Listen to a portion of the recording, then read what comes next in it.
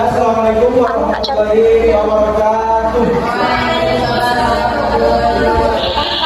Alhamdulillah, alhamdulillah, alhamdulillah.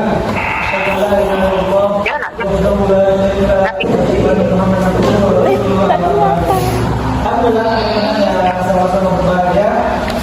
Izinkan dari kelompok dua untuk sedikit mempresentasikan hasil dari makalah kami dengan judul Pembinaan Masyarakat Aguna.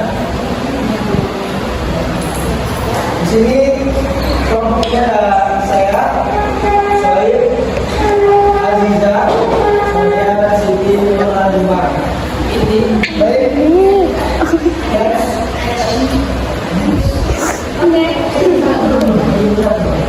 Baik, untuk slide pertama akan disampaikan atau dibacakan oleh Halimah. Kami silakan.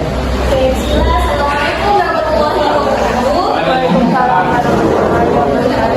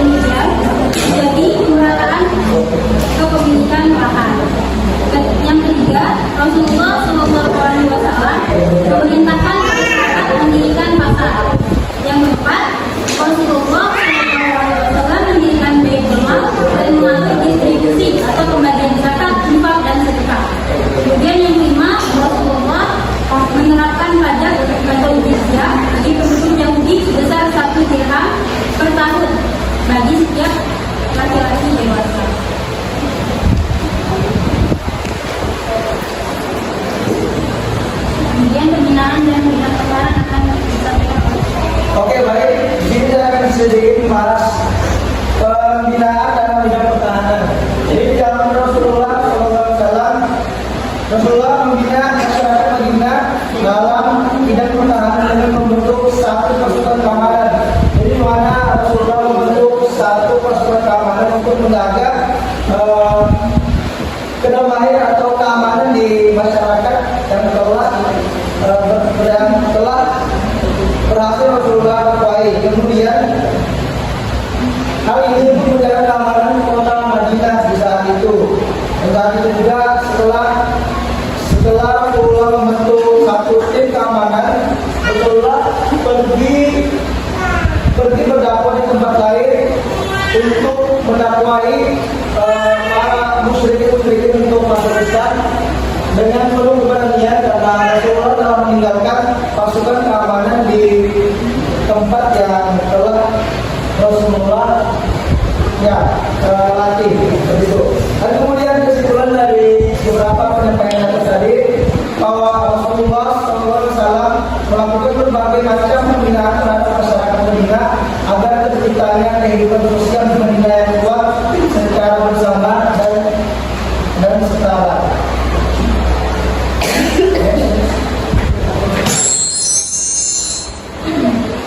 Oke, terima kasih untuk sekian dari kami. Mau bertanya saya berjalan, mau bertanya dipersilakan. Monggo.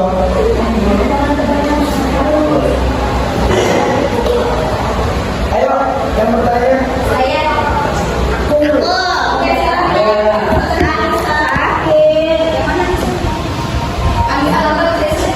Oke, ada. Oh, ada bisa. Oke. Ya, mengapa Nabi menempatkan pembangunan masjid? Berapa sudah?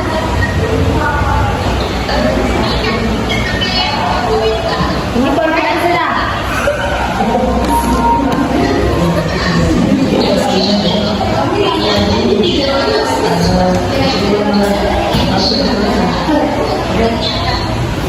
Oh, jadi yang berikut juga pertanyaan sudah.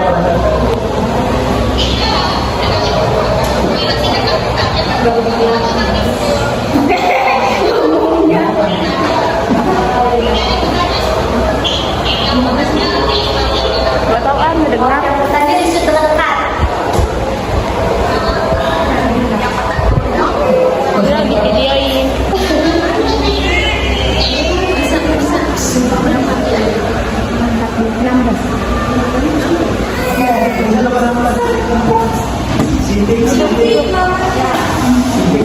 Mengapa Nabi menempatkan pembangunan masjid sebagai langkah pertama dalam pembinaan masyarakat Madinah? Baik, mungkin langsung saya jawab ya. Mengapa Nabi membangun masjid sebagai tempat apa tadi? Tempat ibadah. Iya, benar. Karena pertama, Rasulullah itu membangun masjid sebagai tempat ibadah karena disitulah tempat berkumpulnya kaum muslimin dan muslimat. Jadi masjid merupakan simbol dari komitmen untuk membangun ikatan supaya terjalinnya tali persaudaraan, tali silaturahmi yang semakin menyatu atau kuat. Oleh karena itu,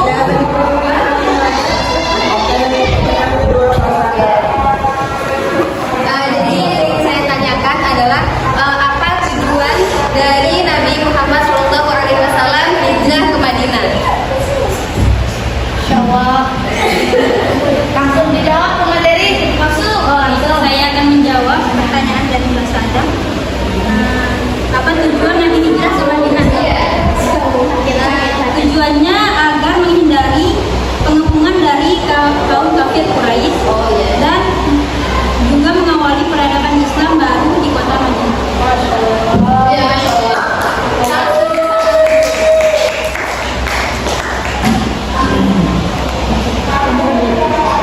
Oke, lanjut. Daus. Oke, baik. Saya mau bertanya bagaimana penyambutan kaum Madinah pada saat Rasulullah hijrah ke sana. Bagaimana penyambutannya? Bagaimana penyambutan penduduk Madinah?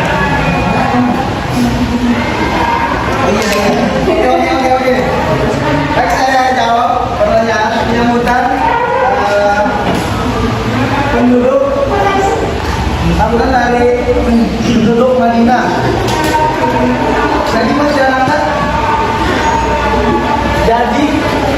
Masyarakat Madinah sangat senang akan kedatangan Nabi Muhammad SAW. Mereka menyambut dengan gembira dan penuh sukacita seperti itu. Oke, lanjut Eka. Iya. Saya mau tanya. Apa saja upaya yang berhasil? Apa saja nilai ajaran Islam yang Nabi kembangkan untuk membangun masyarakat Madinah dalam bidang sosial? Baik, mungkin saya akan membantu jawab. Apa saja? Apa saja nilai ajaran Islam yang Nabi kembangkan untuk membangun masyarakat Madinah dalam bidang sosial? Oke, mungkin di sini untuk bidang sosialnya pertama, kalau misalkan kita saling kenal dan saling sayang ya, saling kenal saling sayang, ya kan? Iya kan? Kan tadi kan menjaga iya, saling kenal saling sayang, maaf. Jadi maksudnya kan kayak misalkan ya nih dipersatukan dan ketemu segala macam, menjalin lagi tali silaturahmi. Jadi mereka tuh saling menyayangi, menganggap persaudaraan gitu. Ini saudara saya nih, saya harus saling menjaga. Dibilang rasa kasih sayang terhadap sesama saudara. Itu mungkin itu aja. Oke, lanjut nasi. Apa langkah pertama yang dilakukan Nabi ketika di Madinah? Nasi ya. Ya.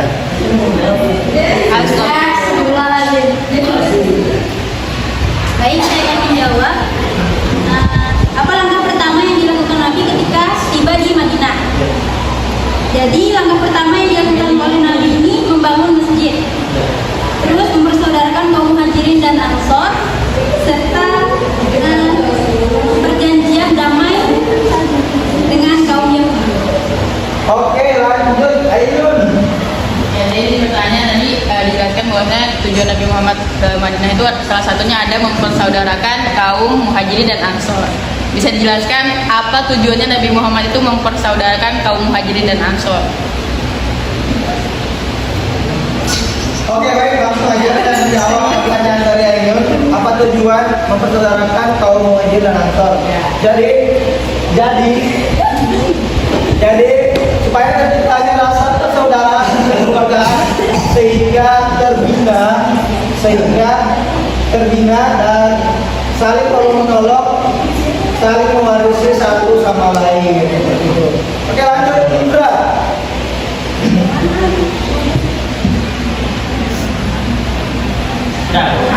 Sudah. Apa kunci keberhasilan Nabi dalam membina masyarakat? Dalamnya ngeliat.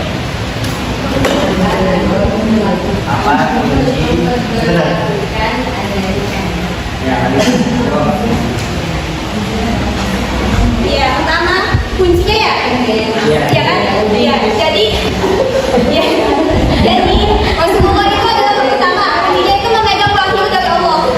Jadi karena Rasulullah itu dibimbing langsung oleh Allah, dari Allah, maksudnya Allah menyampaikan wahyu ke Rasulullah gitu kan? Jadi Rasulullah itu berpegang teguh kepada wahyu itu untuk membimbing masyarakat Madinah. Setelah itu beliau selalu mengutamakan akhlak yang baik, perbuatan yang baik. Oleh karena itulah terjalinnya silaturahmi yang baik, karena perilaku Rasulullah sudah mengajarkan kita tentang tingkah laku yang baik. Tidak ada kan yang nggak suka sama tingkah laku yang baik. Itulah kunci keutamaannya. Iya. Silakan. Saya ingin bertanya, dijelaskan. Saya ingin bertanya. Tadi dijelaskan dari bidang keuangan ya. Ada bidang keuangan apa sih? Ekonomi ya, salah, ekonomi. Bahwasanya di Madinah itu akhirnya diterapkan adanya pajak. Adanya pajak. Nah, pertanyaan saya, kenapa Rasulullah menerapkan adanya pajak di Madinah tersebut? Ya, saya akan menjawab. Alasan Nabi itu menerapkan hal tersebut ialah untuk menambah pemasukan negara sekaligus melindungi barang lokal milik penduduk Madinah. Terus hasil bea masuk ini untuk kepentingan masyarakat Madinah.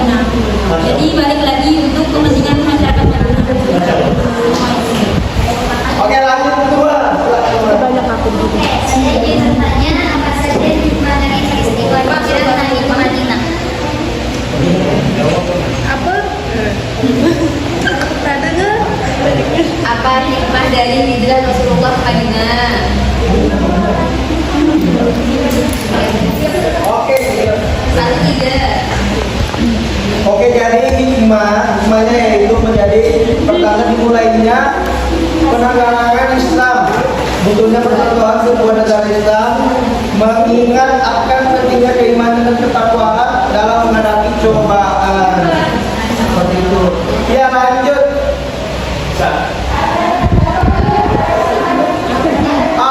Bang Hadi. Saya ingin bertanya, kita tolong disebutkan apa saja upaya yang berhasil Nabi Muhammad SAW dalam membina masyarakat Madinah dalam bidang agama.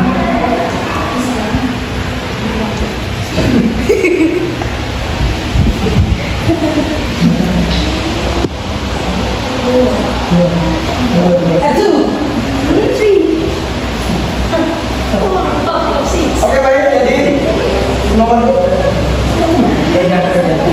Jadi upaya yang berhasil nanti kita dalam bidang agama pada masyarakat ini yaitu membina masyarakat Madinah, membuahkan hasil gemilang sehingga masyarakat Madinah rajin beribadah, mempunyai keimanan yang kuat dan rajin menuntut ilmu. Masyarakat Madinah menjadi masyarakat yang religius dan pelajar. Oke, untuk pertanyaan terakhir. Masih ada? Belum 2 ya? Ada lagi yang ya? Iya. Mbak Musyirah. Bagaimana sistem perekonomian pasar Madinah pada masa Nabi Muhammad? Dekat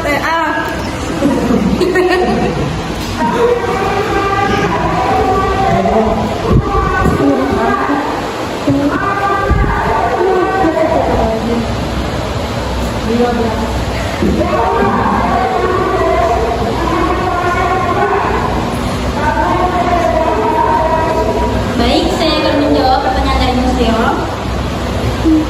Di sini ada 3 hal yang Nabi tekankan dalam sistem perekonomian. Jadi pedagang harus, karena pedagang itu harus jujur, karena jika pedagang itu harus jujur. Kemudian pasar bebas dari restribusi atau sewa, dan Rasulullah melarang monopoli barang dagangan. Cara berdagang pada masa Nabi ini bersaing dengan sangat sehat. Iya, sangat sehat. Oke, lagi pertanyaan terakhir dari Upaya apa yang dilakukan Nabi Muhammad kepada masyarakat Madinah di bidang pertahanan? Oke, upaya apa yang dilakukan Rasulullah dalam bidang pertahanan? Ya, mungkin bisa dilihat di slide di sini. Upaya Rasulullah dalam membina dalam bidang pertahanan. Di sini disebutkan bahwa beliau membentuk satuan pasukan keamanan yang mana digunakan untuk menjaga keamanan kota Madinah. Yang beliau gunakan untuk menjaga keamanan kota Madinah. Kenapa? Karena pasti akan terjadi peperangan kan. Oleh karena itu, entah itu disebabkan oleh apa, jadi pasti ada peperangan. Yang sudah dijelaskan minggu lalu oleh kelompok 1, ada beberapa peperangan kan. Oleh karena itu, Rasulullah membentuk pasukan keamanan untuk menjaga kota Madinah supaya tetap aman. Oke, terakhir dari Ini ya. Saya ingin bertanya bagaimana cara Nabi membina masyarakat Madinah dalam bidang agama.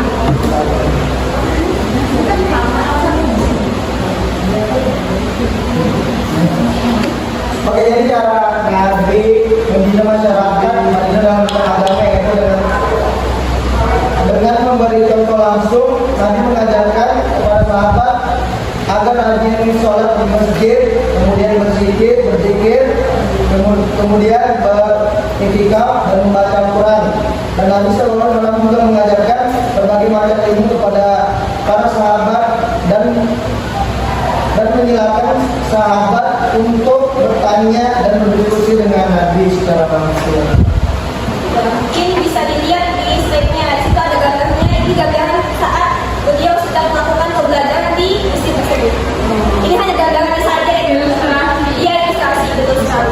Contoh.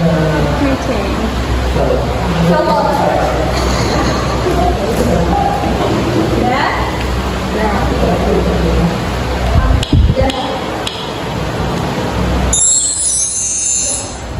Oke baik, mungkin cukup sekian presentasi dari kelompok kami, kelompok 2.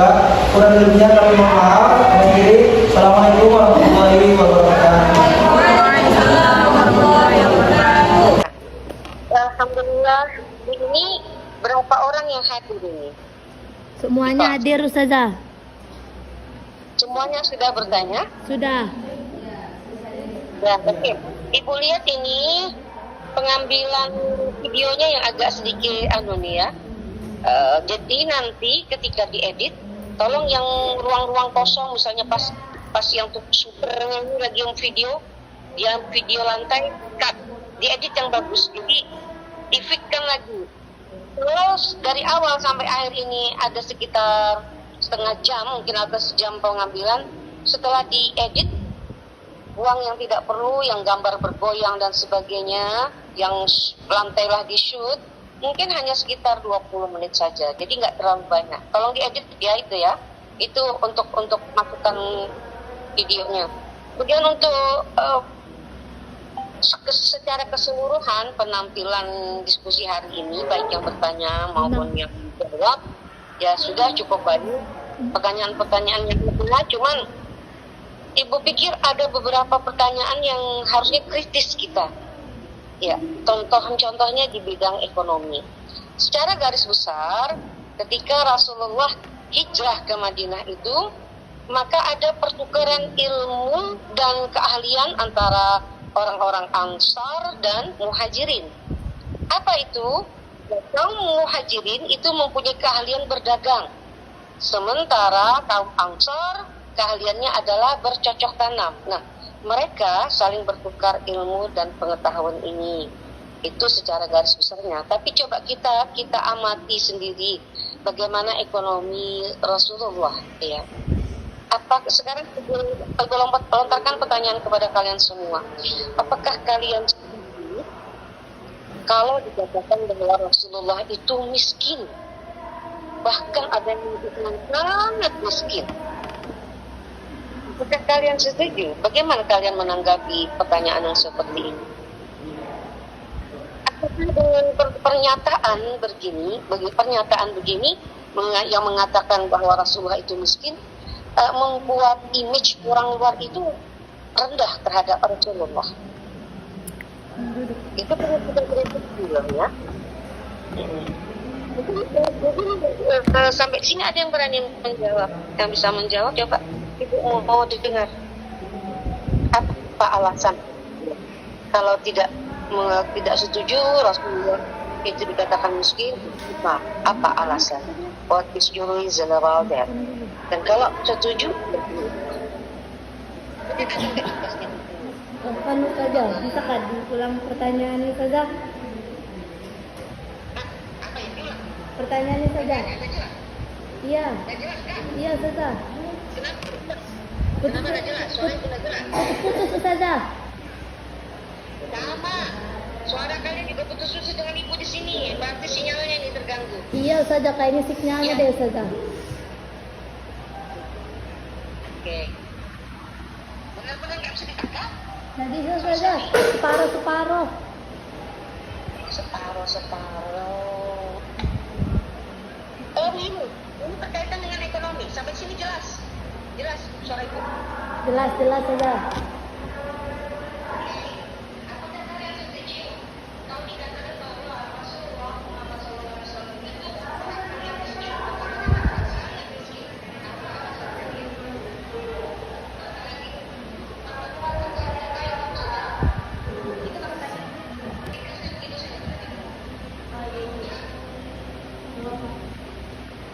Ya, kalau untuk saya mungkin saya tidak terlalu setuju 50-50. Saya tidak setuju. Kenapa Rasulullah dikatakan miskin? Kenapa? Karena saat Rasulullah meminang Sayyidah Khadijah, beliau memberikan apa kalau bahasa itu? Memberikan maharnya sebanyak 100 unta. lebih dari iya 100 seperti itu ibu. Jadi pada zaman dahulu kan itu kan dihargai dengan sangat mahal. Rasulullah sampai membeli itu artinya Rasulullah sebenarnya memiliki kekayaan. Hanya saja beliau tidak ingin menampakkan. Oleh karena itu Rasulullah hidup dengan sederhana. Tapi sebenarnya Rasulullah adalah orang yang kaya seperti itu. Kalau untuk saya ya seperti itu.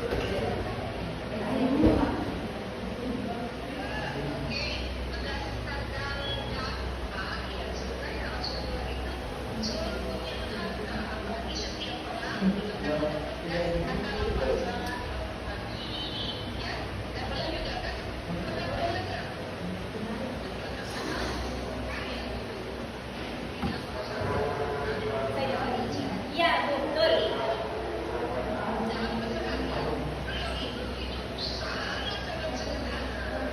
Iya, Bu, betul.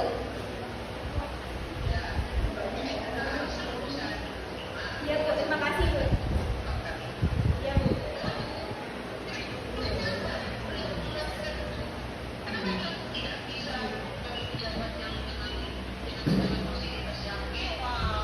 Untuk menunjukkan wibawa beliau. Kenapa? Kira-kira. Kenapa Rasulullah tidak menampakkan kekayaannya, sedangkan beliau mampu? Sebenarnya beliau mampu, hanya saja beliau tidak menampakkan kekayaannya seperti itu, Bu ya?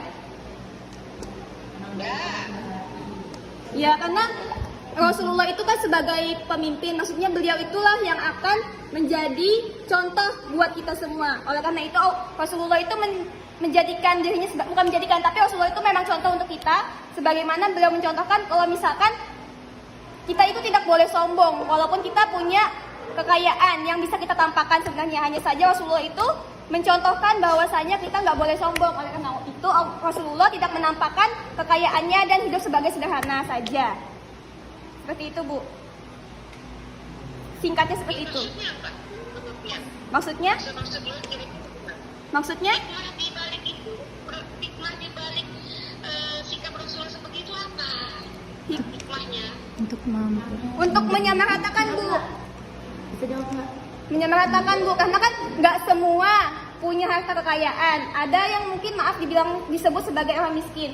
Jadi kalau misalkan ada yang kaya yang miskin melihat yang kaya, dia bisa insecure gitu, Bu. Jadi dia tuh menampakkan hidup sederhana supaya bisa saling terjalinnya tali silaturahmi seperti itu. Jadi nggak ada kata derajat lebih tinggi sebagai sosial lebih tinggi, derajatnya lebih tinggi karena dia lebih kaya.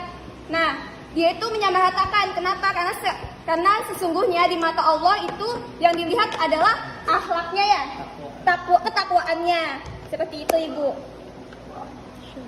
Oke, dari tadi yang jawab ini Hatimah. Ibu mau dengar jawaban dari teman di samping kiri kanan dengan pertanyaan yang sama.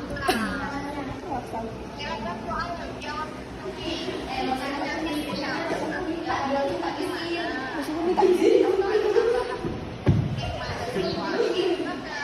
Hikmah apa ini? Untung dia malu. Sama pertanyaannya. Hikmah apa?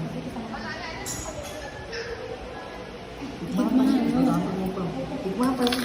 Hikmah kenapa Rasulullah itu miskin? Beliau itu kan kaya. Tapi kenapa beliau itu nggak miskin? Apakah kalian setuju kalau misalkan Rasulullah itu dibilang miskin? Bukannya untuk anak, kita tuh kayak mengajarkan umat Islam, mengajarkan umat Islam kayak sederhana gitu. Dengan adanya sebuah kemiskinan dalam hidupnya, kemiskinan harta. Tapi yang beliau minta adalah sebuah keberkahan, sebuah pilihan rahmat yang diberikan oleh Allah. Maka dari itu hikmahnya adalah kaya itu bukan untuk manusia, tapi hanya untuk Allah.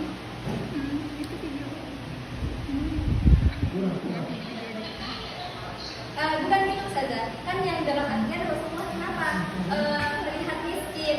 Karena Rasulullah sendiri yang meminta kepada Allah bahwasanya Rasulullah ingin dimiskinkan dalam kekayaan, tapi Rasulullah itu meminta kaya dalam keberkahan, dalam pelimpahan rahmatnya, kasih sayangnya dari Allah.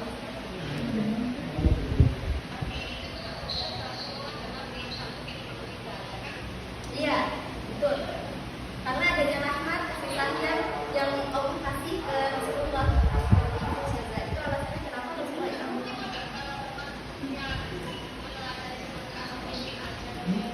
Gak apa-apa, tidak apa-apa, kan itu hanya sebuah ketentuan yang Rasulullah minta ke Allah adanya sebuah keberkahan, keberkahan rahmat, dan sebuah kekayaan itu kan bisa membantu banyak orang ya Ustazah.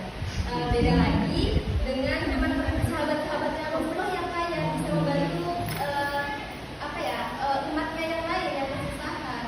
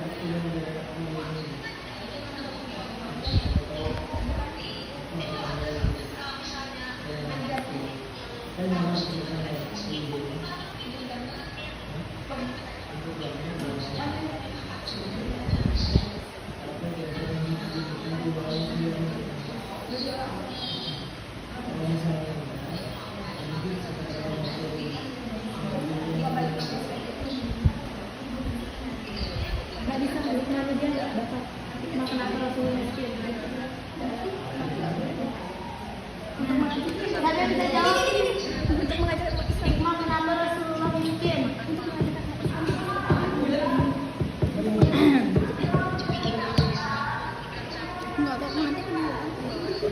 Untuk mengajarkan Rasulullah, untuk mengajarkan umat Islam sederhana. Kalimat jawab, maksudnya kan pemilik apa maksudnya? Nanti kan ada dikat lagi nih. Jadi commute. Nanti dikat loh.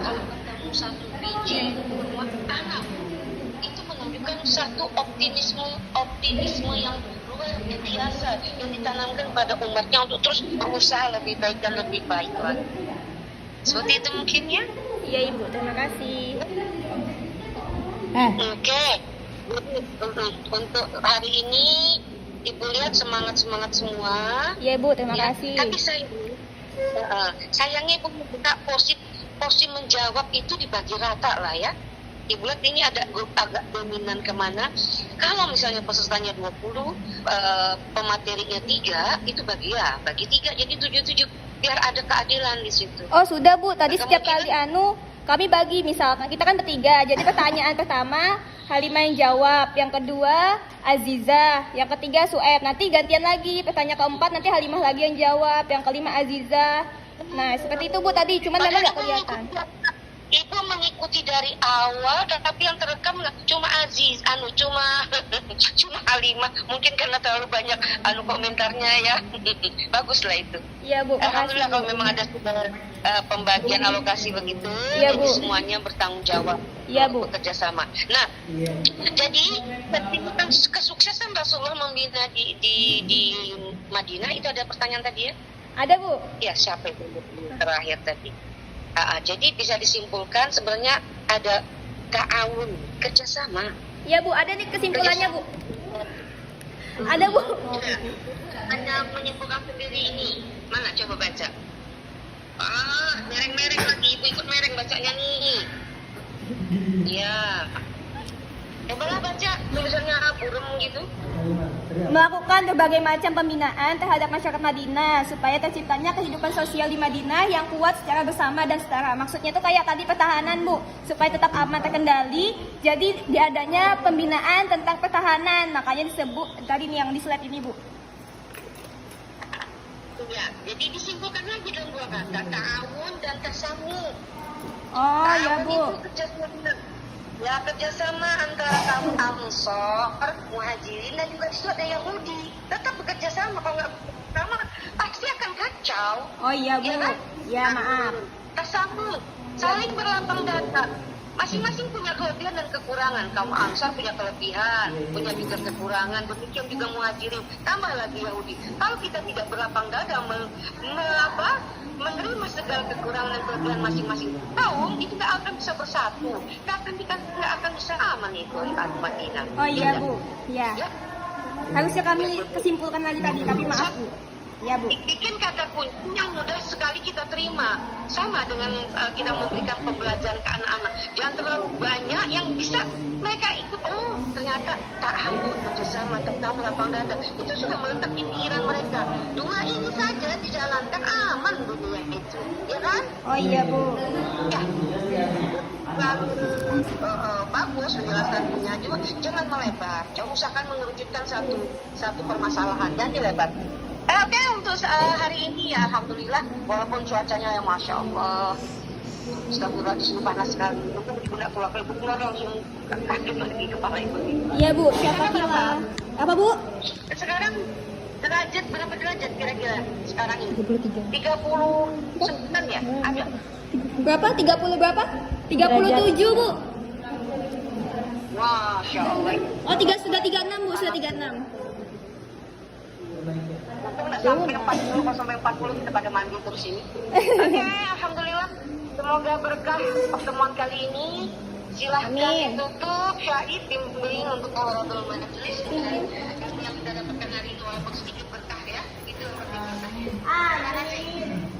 Ya Bu. Pimpin silakan. Subhanallah dulu. Ayo teman-teman, mari kita tutup dengan sama baca Alhamdulillah doa kepada majelis. Subhanallahumma wa bihamdi asyhadu an la ilaha illa anta astaghfiruka wa atubu ilaik.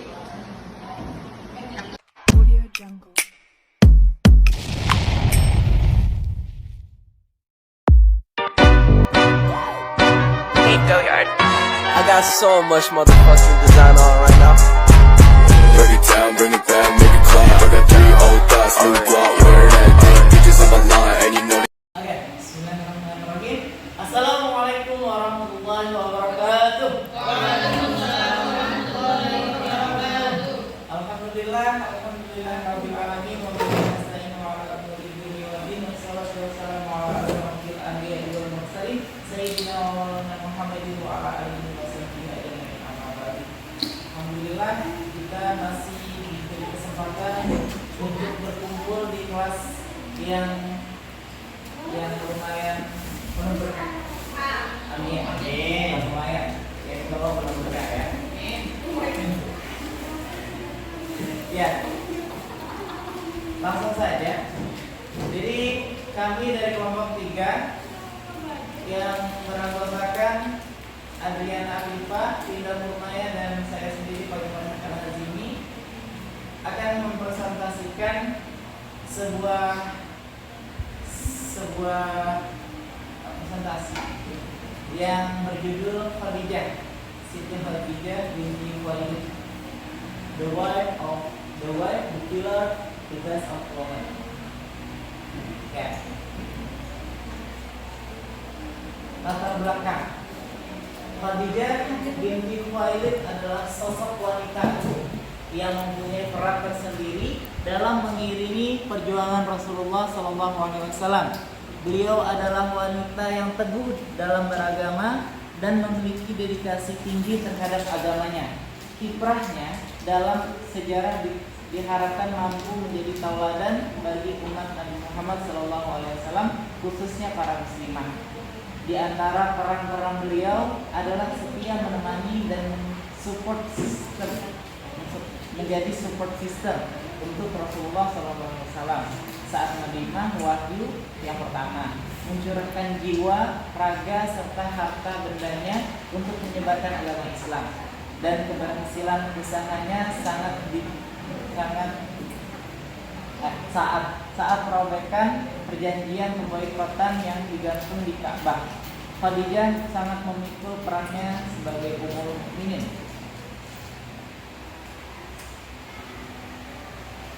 Selanjutnya, biografi dan latar belakang Siti Khadijah binti Khuwailid. Baik, selanjutnya yaitu biografi dan latar belakang Siti Khadijah binti Khuwailid. Jadi Siti Khadijah binti Khuwailid Siti Khadijah adalah putri Khuwailid bin As'ad bin Abdul Uzza bin Qusay bin Kilab. Dilahirkan di rumah yang mulia dan terhormat pada tahun 68 sebelum Hijriah.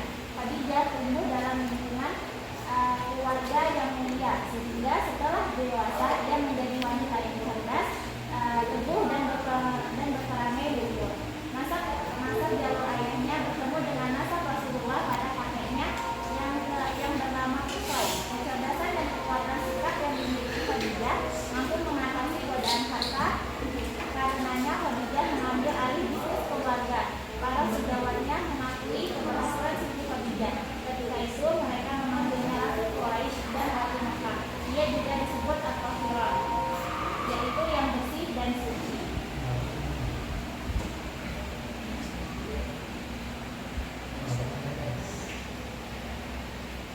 Selanjutnya, pernikahan Rasulullah SAW dengan Khadijah.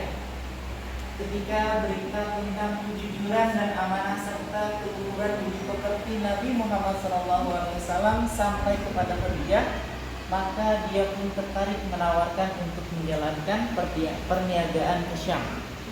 Nabi Muhammad SAW menerima tawaran itu dan beliau berangkat ditemani oleh hamba sahaya milik Khadijah yang bernama Maisarah.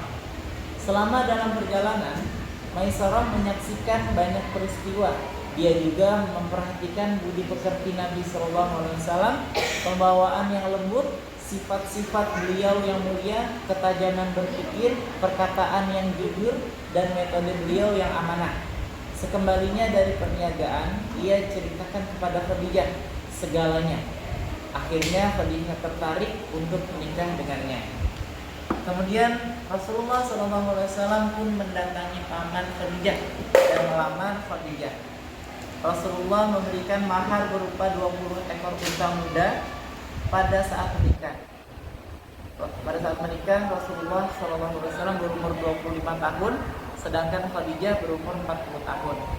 2 orang, dan mereka dikaruniai 2 orang putra dan 4 orang putri. Mereka adalah Abdullah, Al-Qasim, Zainab, Ruqayyah, Ummu Kulsum, dan Fatimah. Allah Maha berkehendak Abdullah dan Al-Qasim meninggal dunia pada saat usianya masih kecil. Baik, selanjutnya peran Siti Khadijah dalam membantu dakwah Nabi Muhammad SAW. Yang pertama, yaitu selalu meyakinkan dan menenangkan hati Nabi Muhammad SAW. Kita tahu sendiri ya teman-teman bahwasanya ketika Siti Khadijah menjadi istrinya Rasulullah, Siti Khadijah selalu menemani Rasulullah ketika mendapatkan wahyu. Salah satunya ketika Rasulullah mendapatkan wahyu pertama. Ketika mendapatkan wahyu pertama, Rasulullah ketakutan. Tapi di sisinya ada Siti Khadijah yang selalu menenangkan hati beliau dan meyakinkan bahwasanya itu bukan sesuatu bahaya, tapi itu adalah ada seorang malaikat yang sedang memberikan wahyu kepadamu. Kemudian peran yang kedua, selalu mempercayai perkataan Nabi Muhammad dan menjadi support system Nabi Muhammad SAW. Ketika berdakwah, Rasulullah mendapat banyak rintangan, tapi Khadijah selalu menemaninya, selalu membantu dan selalu menguatkan Rasulullah agar dia tidak jatuh dan selalu semangat untuk mendakwahkan para kaumnya. Kemudian yang ketiga, meningkatkan kepercayaan diri Nabi Muhammad SAW. Yang keempat, membangun fondasi keuangan awal bagi Islam. Seperti yang kita tahu bahwasanya Siti Khadijah adalah seorang pedagang. Dia memiliki kekayaan yang sangat banyak, mulai dari orang tuanya, bahkan dari suaminya yang sudah meninggal, dia mendapatkan banyak harta warisan. Nah, tapi ketika beliau menikah, kekayaannya tersebut dijadikannya awal mula keuangan dalam agama Islam. Kemudian peran selanjutnya yaitu memberikan contoh teladan bagi wanita muslimah. Salah satu perannya dalam dakwah umat dalam mendakwah Nabi Muhammad, yaitu memberikan suri tauladan kepada para wanita-wanita muslimah di dunia ini, bahwasanya perempuan kita sebagai perempuan seperti Khadijah, sebisa mungkin menjadi seperti Khadijah yang yaitu baik dari segi akhlak maupun perbuatannya. Kemudian yang terakhir, menemani Nabi Shallallahu Alaihi Wasallam pada masa boykot. Jadi ketika Nabi Muhammad sudah mendakwahkan ajaran agama Islam kepada bangsa Arab, kaum Quraisy, kemudian mereka itu nggak senang dengan adanya ajaran Islam tersebut. Terus mereka melihat ajaran Islam tersebut mulai berkembang, akhirnya mereka benci, akhirnya mereka memboikot Nabi Muhammad SAW beserta para pengikutnya. Nah, tapi ketika pada waktu boikot tersebut, Siti Khadijah tetap menemani Nabi Muhammad dan selalu menyemangatinya dan selalu membantu keuangan umat Islam juga. Baik, selanjutnya wafatnya Siti Khadijah binti Khuwailid. Wafatnya Siti Khadijah binti Khuwailid. Setelah berakhirnya masa pemboikotan yang dilakukan oleh kaum Quraisy, maka pulanglah Rasulullah bersama istrinya yang setia ke kota Mekah. Namun setelah meninggalkan rumah selama 3 tahun lamanya, ini Khadijah merasakan sakit yang menjalari seluruh sekujur tubuhnya. Ia merasakan kelelahan yang tiada tara hingga membuatnya tidak bisa bergerak dan harus tetap berbaring di tempat tidur. Khadijah memanggil putrinya Fatimah Az-Zahra dan berbisik, "Tolong mintakan kepada ayahmu agar beliau memberikan surban yang biasa untuk menerima wahyu agar dijadikan kain kafanku." Mendengar itu Rasulullah SAW berkata, "Wahai Khadijah, Allah telah menitipkan salam kepadamu dan telah dipersiapkan tempatmu di surga." Setelah mendapatkan restu dan ridho dari suaminya, Khadijah pun tersenyum dan berterima kasih kepada suaminya, hingga Khadijah pun menghembuskan nafas terakhirnya di pangkuan Rasulullah SAW. Rasulullah sendiri yang menguburkan Khadijah dengan kedua tangannya yang mulia di perkuburan Al-Hujun. Khadijah wafat pada hari ke-11 bulan Ramadan tahun ke-10 kenabian pada usianya yang ke-64 tahun. Peristiwa wafatnya Khadijah sangatlah menusuk hati Rasulullah SAW karena kedua orang yang dicintainya, yaitu istrinya Siti Khadijah dan pamannya Abu Thalib, telah wafat, dan tahun itu disebut sebagai Amul Husni atau tahun kesedihan dalam kehidupan Rasulullah SAW.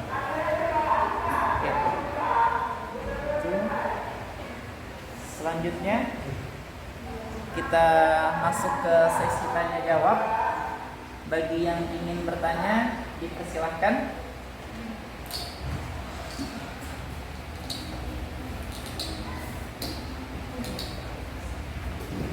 Kami buka sesi pertama tanya jawab. Orang pertama Saya. ya, Nasir. Saya.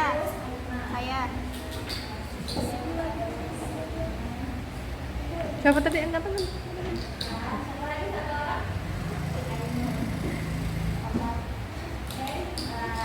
Pertanyaan pertama di sesi 1 kami silakan kepada Kak Nasir. Izin bertanya, apa julukan yang dimiliki oleh Khadijah? Ya.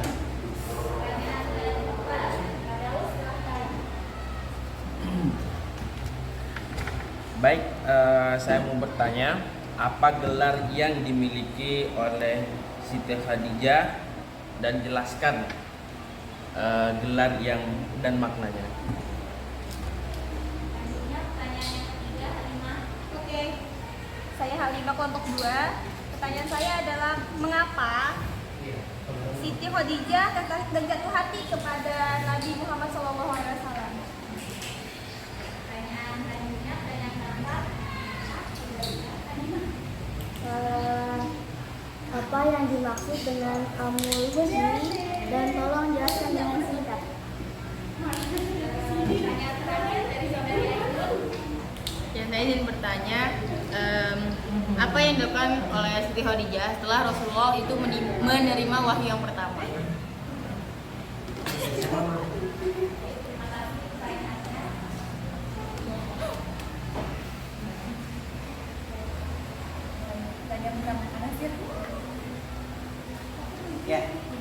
akan menjawab pertanyaan dari saudara Nasir. Apa julukan yang dimiliki oleh Khadijah? Ya, jadi julukannya adalah Ummul Mukminin, atau juga tadi di slide yang berapa tadi? Itu disebut juga sebagai Ratu Quraisy. Ya. Ratu Quraisy, Ummul Mukminin, perempuan yang agung, dan juga istri pertama Rasulullah SAW.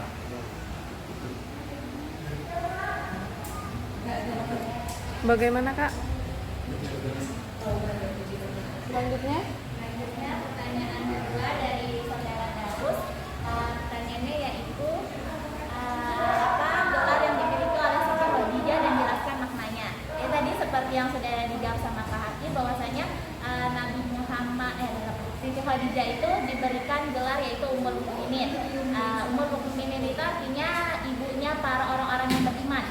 Kita tahu sendiri bahwasanya Khadijah itu termasuk adalah wanita pertama yang memeluk agama Islam, dan dia selalu meyakini apa yang diajarkan oleh Nabi Muhammad dan apa yang dibawa oleh Nabi Muhammad, sehingga beliau disebut sebagai Ummul Mukminin dari perangainya, sifatnya, dan sebagainya macamnya.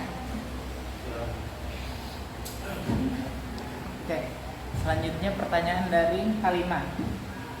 Mengapa Siti Khadijah tertarik dan jatuh hati kepada Nabi Muhammad? Jadi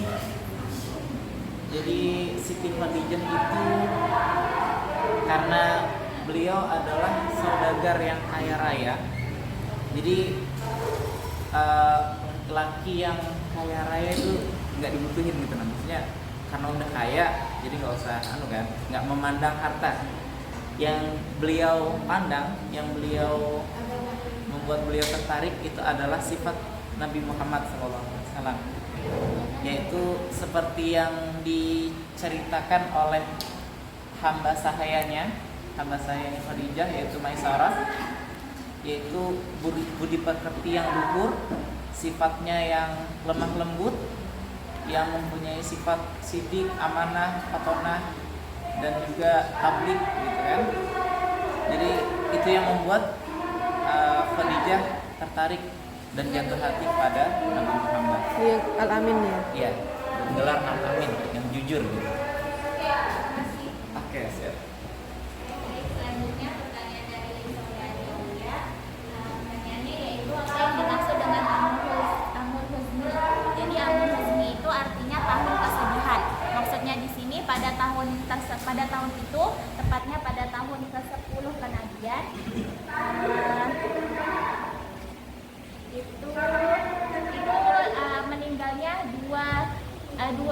dua orang yang sangat berharga bagi Rasulullah, yaitu pamannya dan juga Siti Khadijah.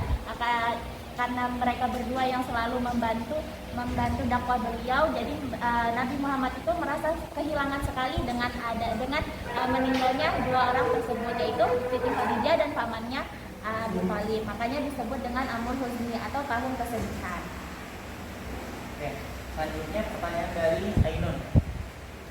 Apa yang dilakukan Khadijah setelah menerima wahyu pertama? Setelah Rasulullah itu Oh iya. apa yang dilakukan Khadijah? Apa yang dilakukan Khadijah setelah Rasulullah itu menerima wahyu yang pertama.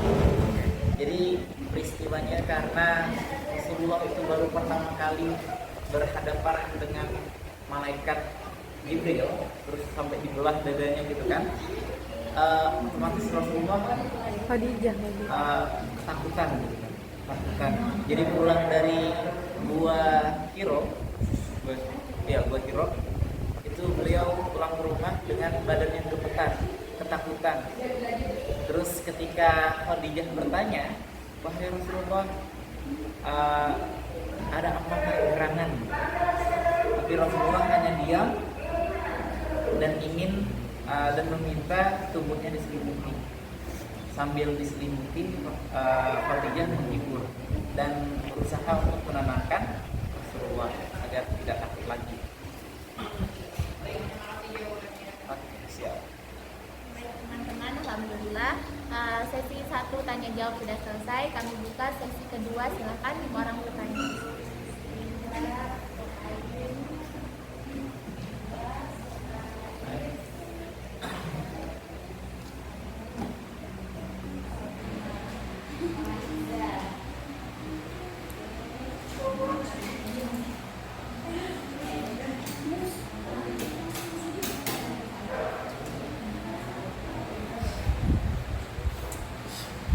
akan menjawab pertanyaan dari saudara Indra.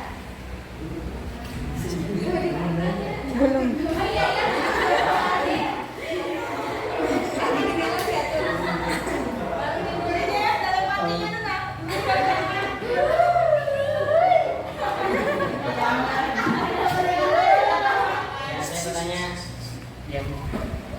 apa sebabnya Siti Khadijah dijamin masuk surga? Hah?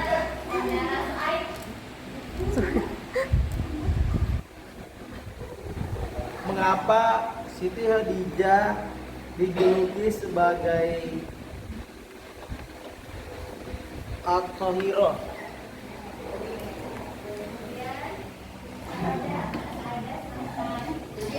Saya ingin bertanya, saya dari kelompok 4. Yang ingin saya tanyakan adalah apa peran Siti Khadijah ketika Rasulullah SAW terjadinya sesuatu yang menakjubkan setelah pulang dari Gua Hiro.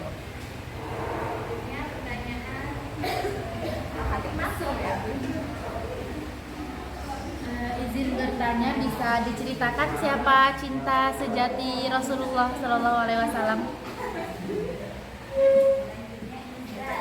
Silakan pertanyaannya. Saya ingin bertanya, Berapa lama Khadijah hidup bersama Rasulullah?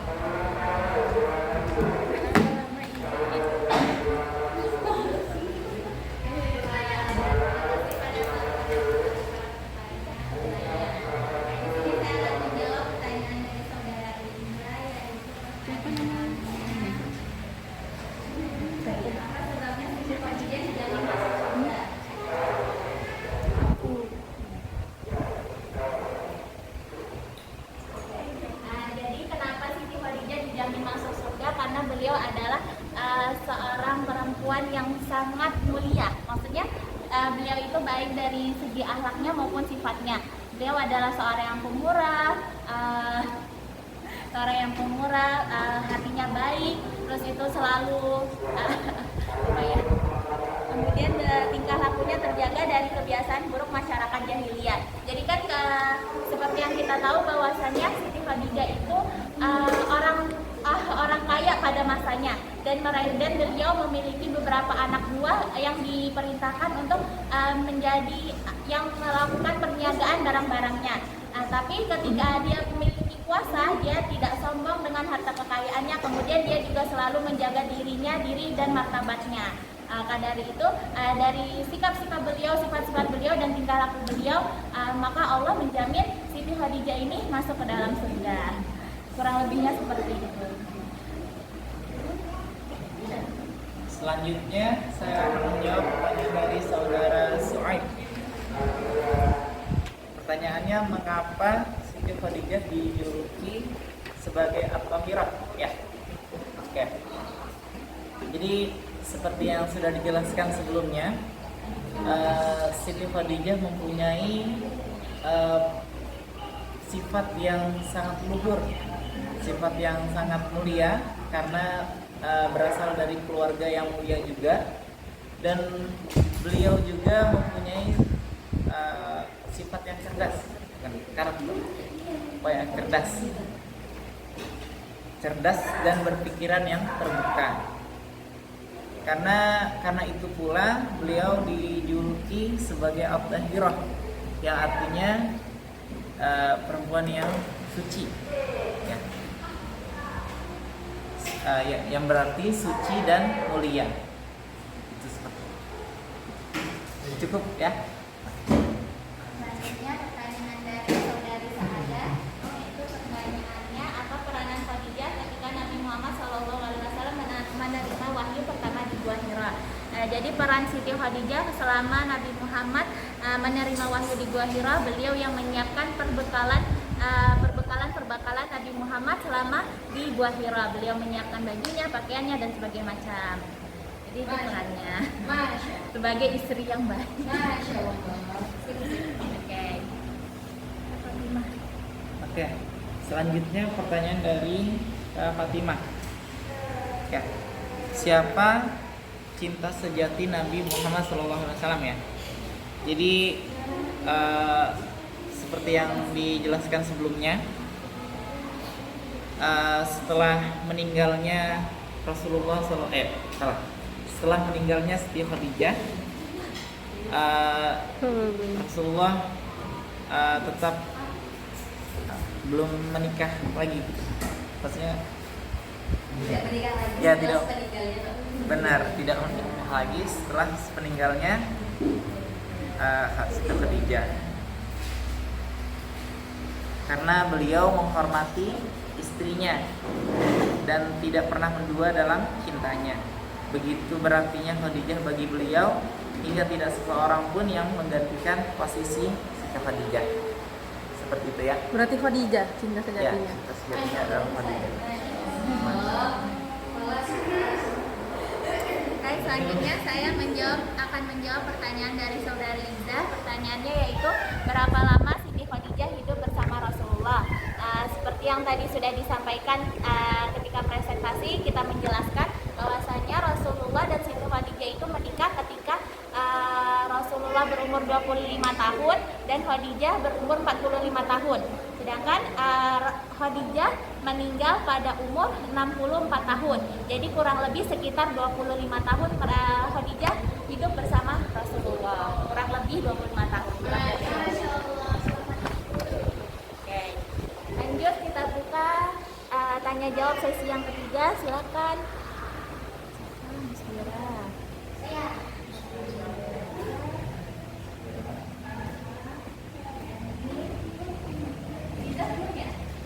Sudah kan? Mbak,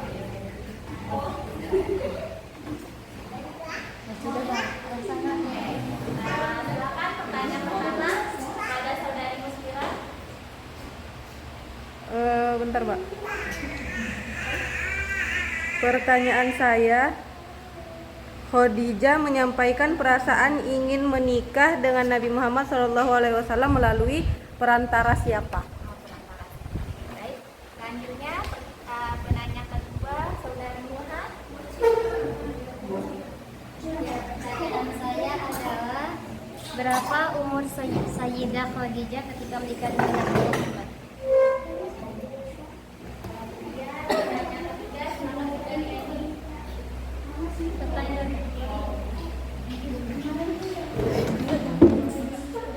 Pertanyaan saya, alasan mengapa Siti Khadijah ingin menikah dengan Nabi Muhammad SAW?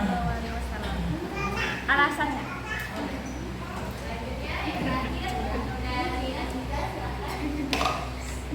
Saya ingin bertanya, berapa mahar yang diberikan Rasulullah kepada Siti Khadijah?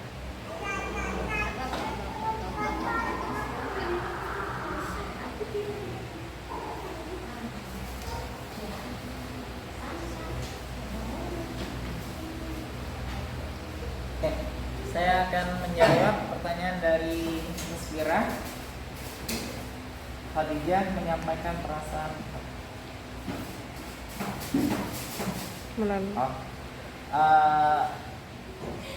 Khadijah menyampaikan perasaannya melalui perantara siapa? Gitu ya. Oke. Seperti yang dijelaskan sebelumnya, jadi Siti Khadijah jadi Siti Khadijah memerintahkan kepada kepada hamba sahayanya yang bernama Maisarah untuk menemani perniagaan beliau ke negeri Syam. Jadi selama perjalanan itu Maisarah melihat bagaimana akhlak Nabi, bagaimana sifat Nabi kepada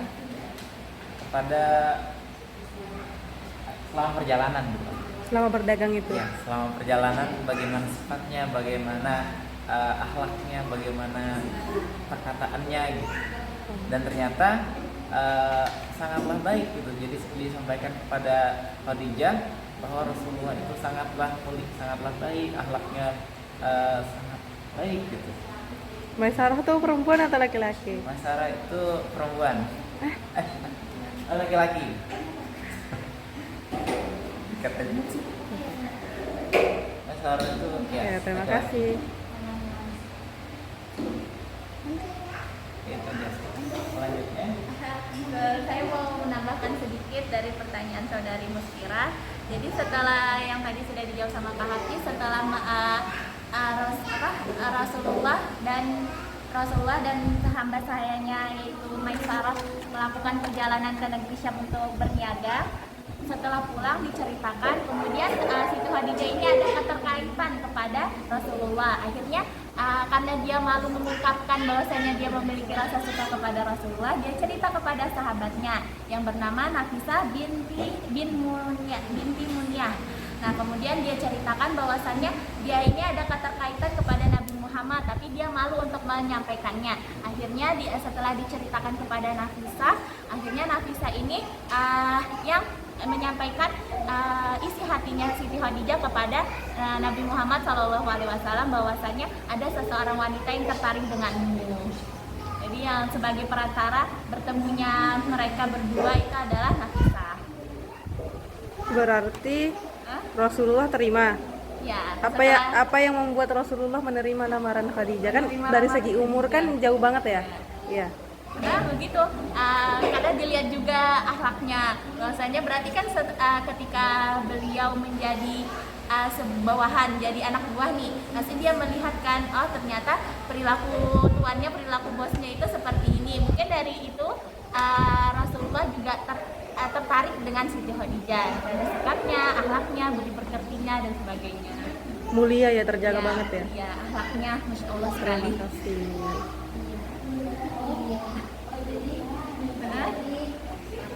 Jadi sunnah dong kalau kita menikah, kalau perempuan menikah, melamar. Iya, melamar kepada laki-laki duluan. Atau menikah dengan berondong. Berarti sunnah dong. Ini bukan sunnah ya, tapi tidak ada larangan. Maksudnya boleh-boleh saja. Kan udah diterapkan oleh Rasulullah. Iya. Ya tapi kan gimana ya jawab? Katanya sunnah dong berarti nikah sama berondong, karena Rasulullah nikah sama karena Khadijah nikahi berondong. Ya kan? Beda-beda tahun tadi, 15 tahun kan? Iya. Berarti sunnah dong? Tidak ada sih. Mungkin wallahu alam ya antara sunnah atau tidaknya, tapi yang jelas tidak ada larangan ketika kita mau menikahi seseorang yang lebih muda. Tapi itu lagi zaman loh. Kembali ke hadis qudsi. Bahwasanya apa yang ada pada diri Rasulullah itu ada sesuatu yang kita contoh. Berarti sunnah dong. Ya bisa dibilang sunnah sih Mbak, kayak contohnya nih poligami, kan Rasulullah melakukannya, tapi kan poligami ini nggak sunnah juga, maksudnya boleh dilakukan boleh enggak, ada asbabnya. Nah mungkin seperti ini juga, maksudnya ketika menikahi seseorang yang lebih muda, wanita menikahi seseorang laki-laki yang lebih muda, ya nggak sunnah, tapi ya nggak ada larangan, boleh, tapi ya gitu. Tidak salah menikahi berondong ya? Iya. Apakah ada nilai plusnya gitu Kalau sunnah kan berarti ada nilai plus, ketika kita melakukan dapat pahala, ketika tidak melakukan tidak mendapat apa-apa kan. Apakah itu menjadi hal sunnah? Itu kayaknya nggak ada deh. Kalau dipikir secara logika. Nah, saya logika ya, nggak main apa agama. Ya. Karena jarak antara perempuan yang sudah dewasa dengan laki-laki yang masih ya. Karena secara biologi wanita itu lebih cepat dewasa daripada laki-laki gitu. Jadi untuk umur umur yang lebih tua, otomatis perempuan tersebut harus bisa menghadapi laki-laki yang lebih muda, yang pikirannya belum sedewasa yang perempuan. Bagaimana dia bisa jadi pemimpin? Makanya dibimbing juga sama yang Kenapa dia jadi pemimpin jika misalkan dia masuk ke kekanakan, sedangkan wanita lebih dewasa kan ini? Fase tahap dewasanya yang berbeda. Oh gitu. Jadi pasnya. Nah ya itu kenapa? Berarti dia harus mencontohi Nabi Muhammad. Berarti dia Kuncinya gitu ya. seperti itu ya. Cukup untuk pertanyaan ini. Mau disangka lagi. Itu ya teman-teman, untuk sultan atau apanya wallahu a'lam, tapi yang jelas tidak ada larangan untuk seorang perempuan menikahi lebih muda. Intinya nggak di bawah dini aja ya. Iya, benar sekali. Jadi pedofil ibu jatuh di jalan. 12 tahun loh. Ya kan, tapi sudah matang, pada saat Mbak. zaman itu berbeda dengan zaman ini. Iya, berarti kita nunggu 40 tahun dulu. Tapi umur 25 tuh udah matang loh. Udah matang. Yang jelas kata Halimah gak menikahi anak yang di bawah umur. Iya, yang udah KTP itu jaga. Oke. tapi Rasulullah menikahi. Oh iya iya. Oke, kita lanjut pertanyaan selanjutnya. Pertanyaan dari saudari Nuha. Pertanyaannya yaitu berapa umur Sayyidah Khadijah ketika menikah dengan Nabi Muhammad? Ketika Siti Khadijah menikah dengan Nabi Muhammad SAW, umurnya 25 tahun. 40 tahun Nabi Muhammad berumur 25 tahun. Jadi Sayyidina Khadijah menikah ketika umur 40 tahun. Oke? Terima kasih. Ya, sama-sama. Apa sayang?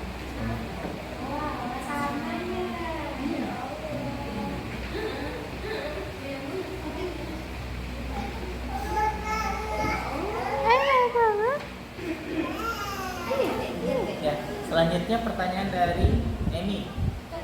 Ya, mengapa Siti Khadijah tertarik dan jatuh hati kepada Nabi Muhammad ya? Ya, jadi seperti yang dijelaskan di presentasi tadi, jadi yang membuat Siti Khadijah tertarik yaitu adalah sifatnya yang sangat baik, budi pekerti yang sangat luhur, dan akhlaknya yang mulia, yang mempunyai sifat sidik, amanah, fatona, dan tablik ya. Seperti itu. Ya. Oke. Selanjutnya saya akan menjawab pertanyaan yang terakhir dari saudari Aziza, yaitu berapa mahar yang diberikan Rasulullah kepada Khadijah. Jadi ketika Nabi Muhammad SAW, jadi kan ceritanya tadi Siti Khadijah menyampaikan kepada Nafisah bahwasanya dia tertarik kepada Nabi Muhammad, baru Nabi disampaikanlah kepada Nabi Muhammad, baru kemudian Nabi Muhammad menyetujui ketertarikan Siti Khadijah tersebut. Akhirnya mereka menikah dan ketika Rasulullah dan Siti Khadijah menikah, Rasulullah memberikan mahar kepada Siti Khadijah yaitu berupa 20 ekor unta betina muda. Jadi itu mahar yang diberikan oleh Rasulullah kepada Siti Khadijah, 20 ekor betina unta muda. Ya. Oke, sama. Baik teman-teman. Oke, saya rasa cukup.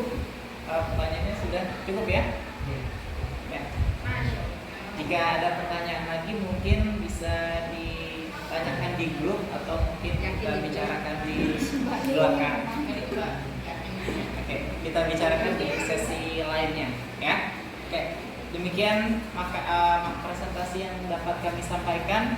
Kurang lebihnya kami mohon maaf jika ada salah kata dan penyampaian yang kurang jelas atau mungkin kesalahan dalam penyampaian, mohon dimaafkan. Wabillahi taufiq wal hidayah. Wassalamualaikum Assalamualaikum warahmatullahi wabarakatuh. Waalaikumsalam warahmatullahi wabarakatuh.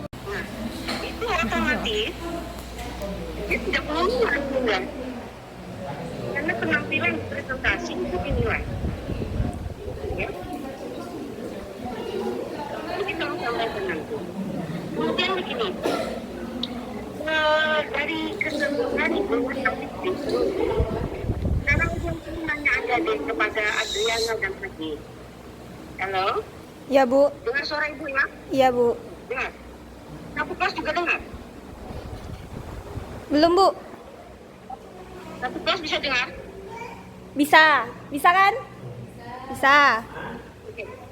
Sekarang ada pertanyaan yang tolong ini dijadikan salah satu cara untuk mengubah Rasulullah, ya. Maksudnya mengubah mencari sisi negatif kesalahan Rasulullah kecil apapun. Coba sekarang bertanya, adakah unsur politik perkawinan antara Nabi Muhammad, unsur politik atau unsur ekonomi ya? Perkawinan antara Nabi besar Muhammad SAW dengan Siti Khadijah. Adakah unsur politik terhadap perkawinan Siti Khadijah dengan Nabi Muhammad? Unsur politik atau ekonomi? Ada Bu, katanya Miftah. Ada? Ada. Benar. Miftah. Ini sebenarnya porsi pertanyaan ini ibu berikan kepada presenter tadi antara Hakim atau Adriana karena mereka yang membawakan masalah. Ada nggak Mbak? Unsur politik atau ekonomi Bu ya? Ya.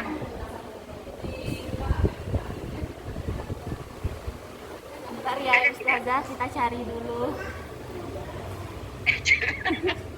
Apa yang dicari? Unsur ada nggak? Nggak ada. Emang nggak ada deh. Mereka menikah dari unsur cinta. Kalau Anda menjawab ada ataupun tidak ada, alasannya itu apa? Ya harus ada alasan. Nggak sadar.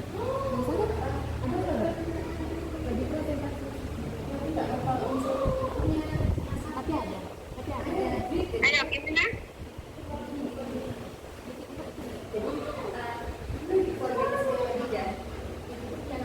Ayo, tadi asik ini diskusinya tapi tidak ada yang ngomong seperti ini. Padahal ini loh sangat mudah dilihat secara kasat mata. Kok bisa, ya dengarkan itu kok bisa seorang Makin bagus, tapi kan alasan mereka menikah bukan karena politik. Cantik dan kaya raya menikah dengan pembantunya, ya kan? Rasulullah kan status beliau waktu itu adalah pembantu kata kasarnya atau asisten beliau, ya. Karyawan. Dan sementara posisinya Siti Khadijah saat itu Bosnya. beliau adalah perempuan terhormat, kaya raya, dari bangsawan dan sangat cantik melebihi wanita-wanita gadis di Mekah. Banyak laki-laki yang menyebutkan kenapa terjadi pernikahan ini. Kira-kira ada Kalau misalkan pernikahannya itu terjadi karena memang suka beliau Ustazah. Cuman kalau misalkan pertemuannya memang dari politik, ekonomi. Tapi kalau nikahnya itu karena memang suka. Suka apa ya bahasa yang betul ya? Ustazah izin menjawab Ustazah. Adriana, coba Adriana. Ya, dari beberapa materi yang sudah kami baca dari makalah kami juga, awal mulanya kan Siti Khadijah menikah dengan Nabi Muhammad karena didasari karena cinta tumbuh dari hatinya. Karena kan Ustazah kalau misalnya cinta itu kan gak pandang bulu ya Ustazah, mau dia itu tua, mau lebih muda, mau seperti apa, dan itu cintanya itu tumbuh juga karena melihat perilakunya Nabi Muhammad. dia orangnya baik, jujur, ketika melaksanakan tugasnya dengan penuh tanggung jawab dan sebagainya, amanah. Terus ketika Rasulullah yang memegang perdagangan tersebut ke negeri Syam, ternyata banyak untung yang dia dapatkan ketika dipegang oleh Nabi Muhammad daripada orang-orang sebelumnya yang memegang perniagaan tersebut, karena mereka didasari oleh cinta. Ibu bisa dapat, sampai sini sudah bisa ibu dapat. Cuman sekarang langsung simpulkan saja, ada tidak unsur ekonominya? Ekonominya tidak ada, Bu, karena mereka kan dari dasar cinta. Oke, dengarkan ibu, kalian harus berani menjawab ya. Yes or no with reason. Jadi tidak ada alasan ekonomi perkawinan antara Siti Khadijah dengan Nabi besar Muhammad SAW. Alasannya apa? Alasannya ibu sudah bisa melihat tadi sudah ada nyerempet jawabannya. Alasannya pertama, yang menginginkan perkawinan ini bukan Rasulullah tapi Siti Khadijah. Itu sebenarnya alasan yang sangat kuat bahwa ini bukan alasan ekonomi.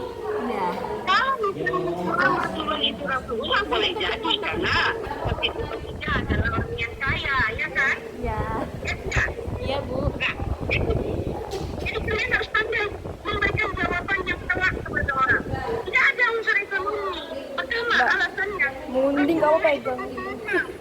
kan belinya menang. Oh tidak. Ya, Bu. Nanti kalau dijadikan ekonomi, dikira Rasulullah itu memanfaatkan Nabi memanfaatkan kita tidak. Nanti itu bukan langsung kita sejati dunia. Karena tentu perlahan-lahan hati Khadijah karena melihat kejujuran dan juga ketampanan Rasul yang luar biasa tidak jadi nafikan itu. Jadi intinya tidak ada unsur ekonomi.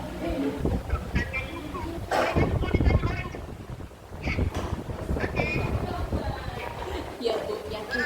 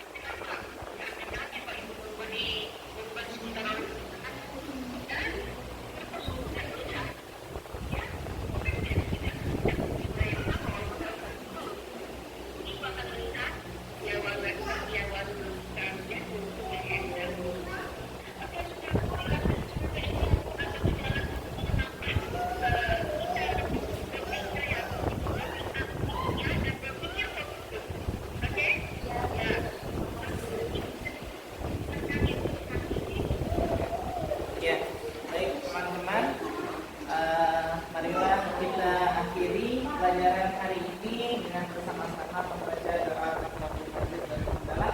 Subhanakallahumma wa bihamdika asyhadu an la ilaha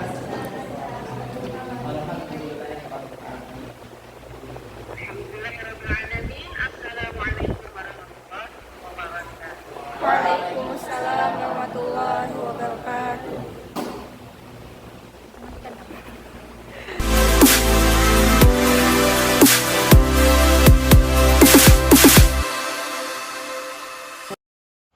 Talha bin Ubaidillah, Zubair bin Awam, Sa'ad bin Abi Waqqas, Abdurrahman bin Auf, dan Abdullah bin Umar bin Khattab, anak Umar sendiri.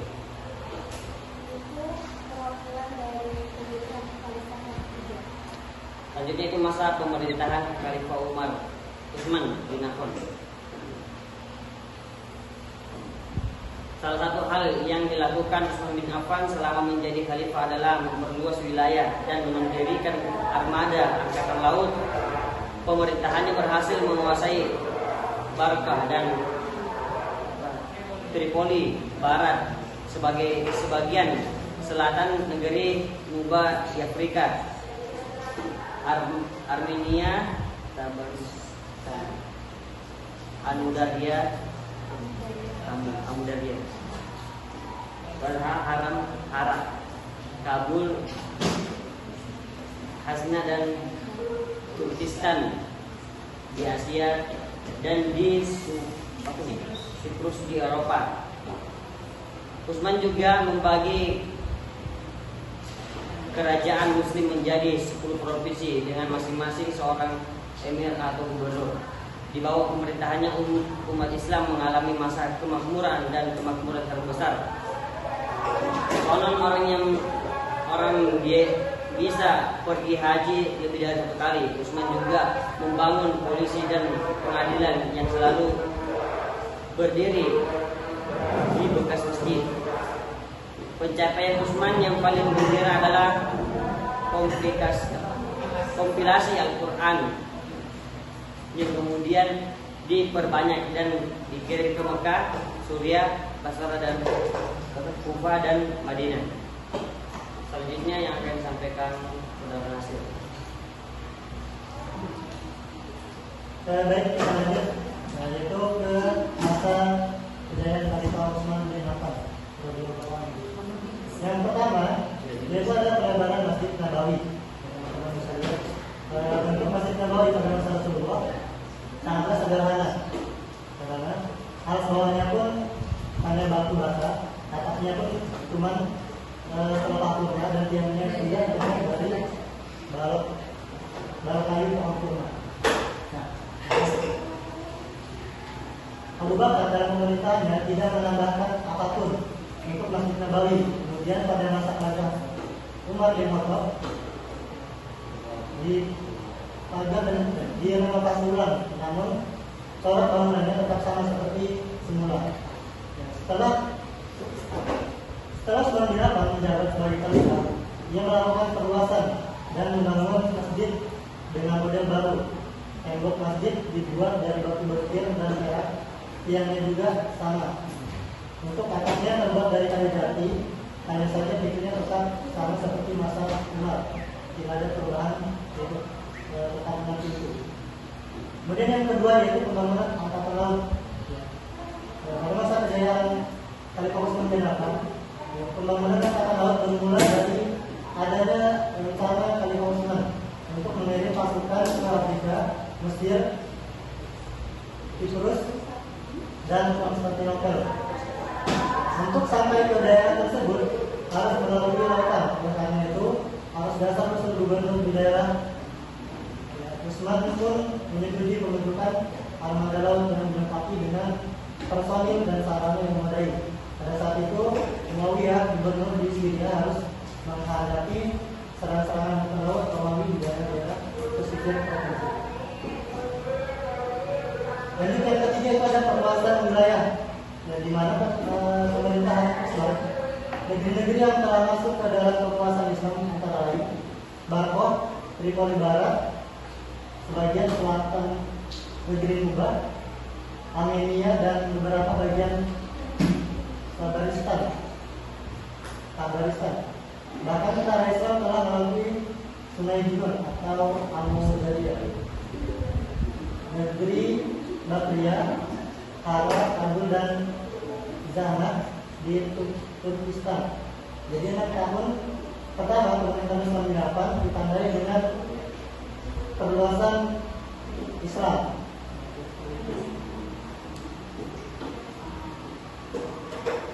Ya, kemudian kita masuk ke bagian masa kemunduran Khalifah Utsman bin Affan.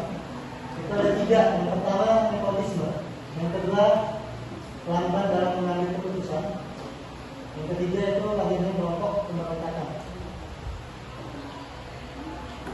Ya, intinya itu dari kami.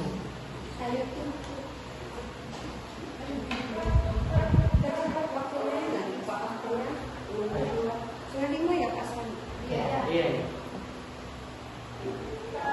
Ya silakan yang ingin bertanya. Coba dong. Vira.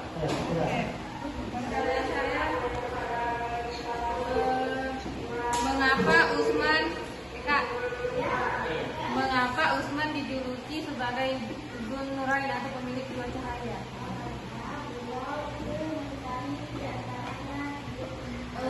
Putrinya Rasulullah. Halimah? Tadi sudah dijelaskan secara singkat ya. Di sini saya minta tolong sedikit lagi dijelaskan tentang biografinya. Maksudnya dijelaskan secara singkat tentang kayak kelahirannya Utsman bin Affan pada tahun berapa, Masehi sama Hijriahnya, tolong jelaskan lagi di bagian itu. Saya langsung saja. Tadi saya tentang Fadil Utsman bin Affan ya. Utsman bin Affan tadi sudah kami paparkan juga, yaitu lahir di Taif, yes. Di Taif dan di Arab pada 579 Masehi atau 42 Hijriah ya. 42 sebelum Hijriah. Hijriah Nabi Muhammad SAW. Itu ya. Jadi sebelum hijrahnya Nabi Muhammad ya. Ya. Selanjutnya. Jadi pemateri sudah menjelaskan mengenai khalifah ketiga yaitu Utsman bin Affan. Pertanyaan dari saya, berapa lamakah Khalifah Utsman bin Affan menjabat sebagai khalifah?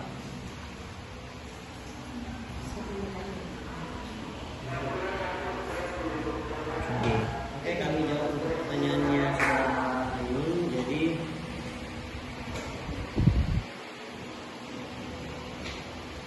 bagaimana proses salah.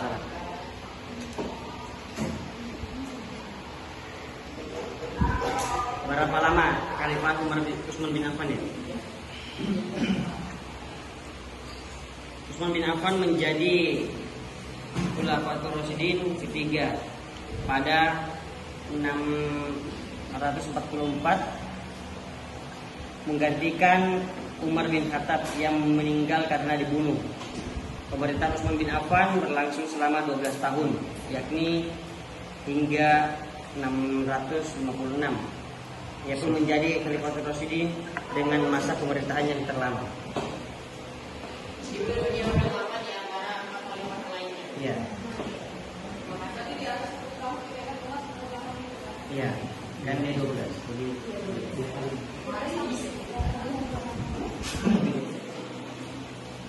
Ya, inilah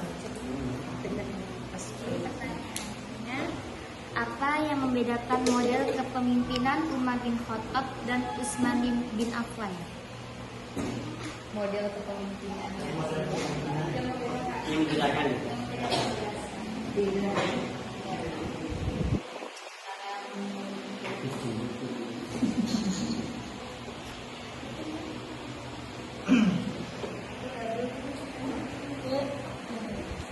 Yang membedakan dari kepemimpinan Utsman bin Affan yaitu adalah karakter di antara sahabat Rasulullah, yaitu Utsman bin Affan dan Umar bin Khattab mempunyai karakter khas. Sementara Utsman merupakan maksudnya Umar memiliki jiwa yang keras dan tegas. Kalau Utsman yaitu merupakan sisi yang santun dan lembut. Jadi beliau fleksibel. Ya, seperti itu. Yang ingin saya tanyakan adalah kan biasanya para nabi atau khalifah itu kan terlahir dari bangsa atau suku yang mulia gitu. Nah, yang saya ingin tanyakan, Utsman bin Affan ini dari suku mana? Berasal dari suku mana? Sampai diangkat menjadi khalifah itu. Oke, kami jawab untuk dari suku Utsman bin Affan. Utsman bin Affan terlahir dari keluarga bangsawan yang kaya raya dan berpengaruh dari suku Quraisy silsilah Bani Umayyah. Affan bin Abil As, ayahnya merupakan seorang saudagar kaya di Mekah dan pembesar kaum Quraisy. Lanjut.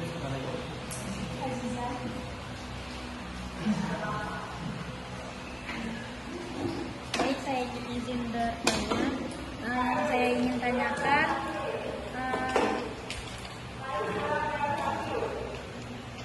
bagaimana proses terjadinya wafatnya Utsman bin Affan? Bagaimana proses terjadinya? Bagaimana proses wafatnya Utsman bin Affan?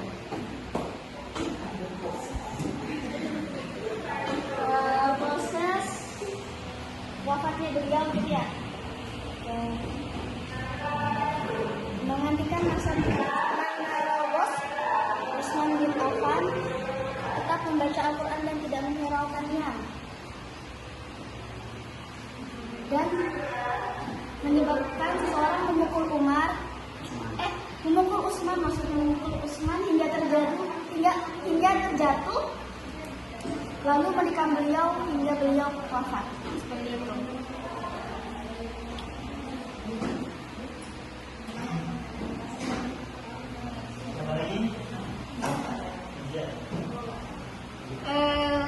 Saya izin bertanya, bisa jelaskan di masa Utsman bin Affan kan jarang mengalami, di zaman Utsman bin Affan kan masa jaya-jayanya ya, tapi ada masa kemunduran umat Islam. Nah, bisa dijelaskan apa penyebab kehancuran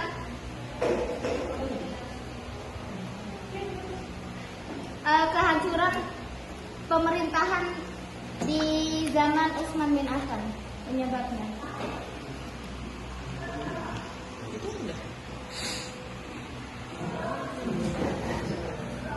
Oke, baik. Saya akan menjawab pertanyaan Liza. Tadi apa sebab kehancuran pemerintahan Utsman bin Affan ya?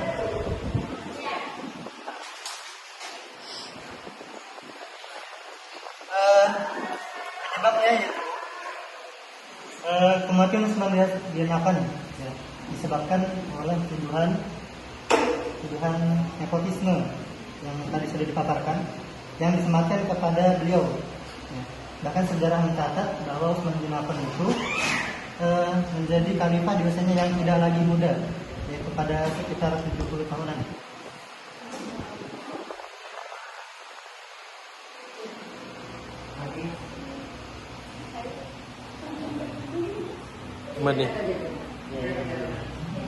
Izin bertanya, saya ingin menanyakan, jadi kesimpulannya Khalifah Utsman bin Affan ini sudah selama pemerintahannya sudah menghasilkan apa saja, keberhasilan selama memimpin umatnya, seperti itu. Tadi sudah jelas yang dipaparkan juga beberapa apa tadi keberhasilannya. Yang pertama tadi kodifikasi Al-Quran ya, Al-Quran. Kemudian yang kedua yaitu 18 wilayah Islam. Yang ketiga yaitu tadi itu membentuk angkatan laut. Terus yang keempat yaitu merenovasi Masjid Nabawi. Ada 4 keberhasilan pada masa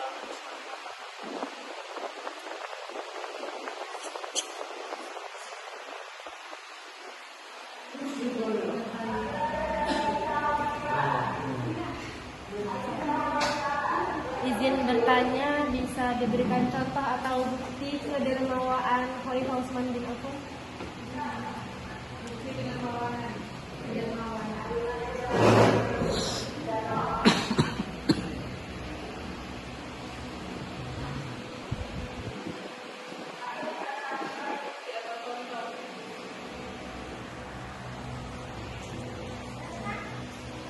Oke, bukti kedermawan dari Utsman bin Affan yaitu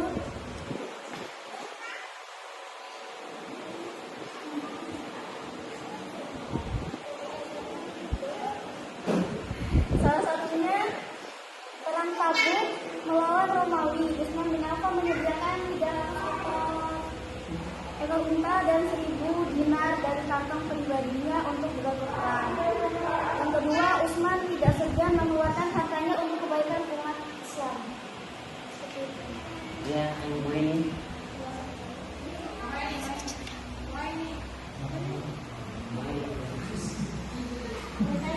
Keliling gue.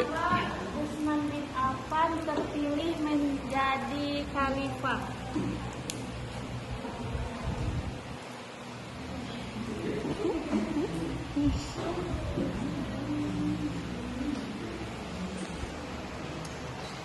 Mengapa Utsman dipilih menjadi khalifah? Utsman dipilih karena paling senior, karena dia lebih tua dari yang lain, seperti itu kan. Dan dia dibaiat seorang khalifah di Masjid Nabawi pada tahun 23 Hijriah atau 644 Masehi di usia 70 tahun. Gitu.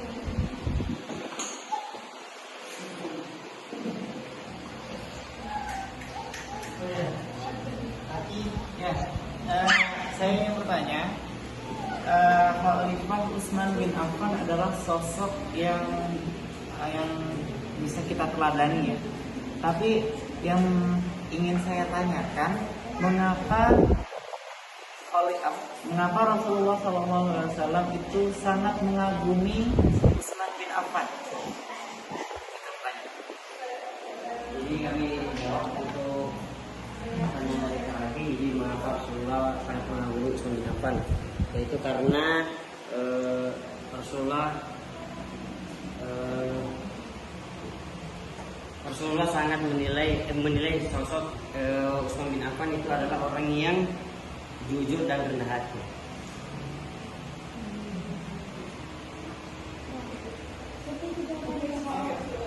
Sudah selesai ya? Oke Ibu, sudah selesai semua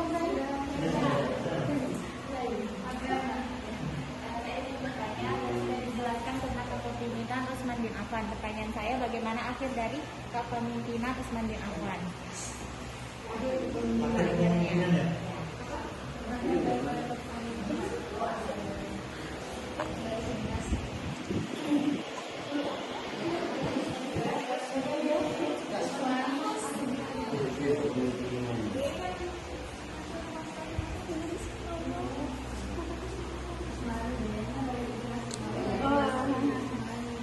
Iya, aku belum bertanya. Akhir dari kepemimpinan Utsman bin Affan yaitu adanya pemberontakan pada tahun 656 di masa Utsman bin Affan. Iya. Oke, Ibu ambil langsung saja. Alhamdulillah waktu Ibu S2 kemarin di Ujung Pandang, Ibu mendapat kajian tentang Utsman bin Affan dan saya juga banyak tentang tidak banyak sih malu dengan banyak adalah yang diberikan tentang Utsman bin Affan itu. Jadi begini, selama ini kita tahu bahwa gelar Zulnurain itu ya apa artinya Zulnurain? Dua cahaya. Apa? Zulnurain. Sebabnya apa? Siapa? Oh, Bokoson dan Bokoson. Itu sama. Jadi istilah Zulnurain itu tidak hanya karena beliau menikahi putri Nabi 2 orang. Justru sebagian ada yang mencela. Malah mengatakan bahwa Utsman ini adalah pembunuh putri Nabi. Nah, masa iya? Logikanya kalau memang beliau itu membunuh putri Nabi, ya kan begini, meninggal satu, lebih dari satu. Meninggal lagi. Logikanya kalau memang dia pembunuh, kenapa Rasulullah menyerahkan putrinya? Bahkan ada sahabat mengatakan, kalau membela Utsman, kalaupun anak saya 100 perempuan dan semuanya mati karena menikah dengan Utsman, saya rela. Coba, kan terbantahkan ya. Ingat, banyak orientalis di belakang sekarang ini mau dari barat mau timur ingin menghancurkan Islam dengan hal-hal sepele seperti ini. Pertama, dia ingin menghancurkan kepribadian para sahabat Rasulullah Kalau Rasulullah jangan ditanya lagi berapa banyak kita kan hina-hina ini. Sekarang ini siapa yang belum mati? Dikatakan mati dia, yang baru-baru merobek Al-Quran. Karena masuk menghina Rasulullah juga dengan karikaturnya, ya kan? Nah, itu baru satu istilah Zulnurain karena beliau menikahi dua putri Rasulullah. Yang kedua adalah sesuai sabda Rasulullah yang mengatakan bahwa Utsman adalah cahaya langit dan pelita bagi ahli bumi. Dua cahaya langit dan bumi. Dua cahaya kan? Ketiga, beliau adalah entah satu-satunya atau tidak jelas itu termaktub dalam cerita. Beliau setiap malam sholat malam menghatamkan Al-Quran. Kita lihat Al-Quran cahaya, sholat cahaya, dua cahaya. Iya banyak. Ini baru tambah lagi. Apa? Sampai di sana. Zulnurain yang kedua ini. Apa? Kalian yang isi masalahnya bukan? Bukan. Dua kali hijrah. Hijrah itu cahaya, bro. Kita hijrah itu cahaya. Apa lagi yang kedua? Masih ada? Apa? Kira-kira? Apa disepakati? Berkaitan dengan kepribadian beliau. Ah, baik sekali. Itu yang lagi. Sabar. Beliau itu mempunyai keyakinan yang kuat sehingga ketika Abu Bakar mengajak dia masuk Islam tanpa alih-alih istilahnya langsung bersemangat keyakinan. Kedua, kedermawanannya. Ada yang nggak contoh tadi apa bukti kedermawanan? Apa tadi? Bukti kedermawanannya itu menyediakan yang paling krusial itu yang harus kita pilih saat ini. Beliau jelas lah kalau dia mau pasti berbagi. Bahkan setiap hari, bahkan Rasulullah saja sampai tidak punya bahan makan di rumah berbagi.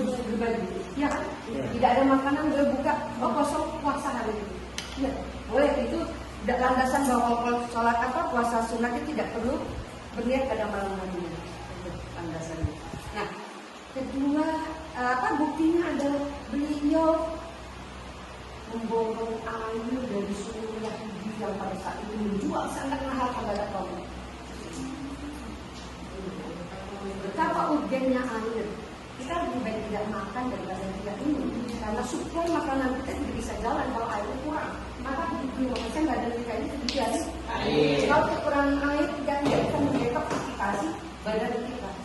Karena air itu motornya membawa semua sajian makanan, membuang kotoran makanan. Jadi jangan kurang. Usahakan berhenti minum es.